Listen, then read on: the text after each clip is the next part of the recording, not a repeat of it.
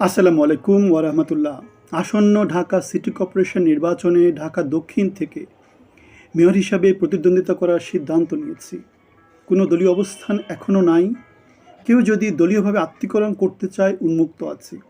উন্নত এবং বাসযোগ্য ঢাকা যেহেতু আমাদের সবার আকাঙ্ক্ষা, সুতরাং একসাথে কাজ করতে চাইলে যোগাযোগ করতে পারেন।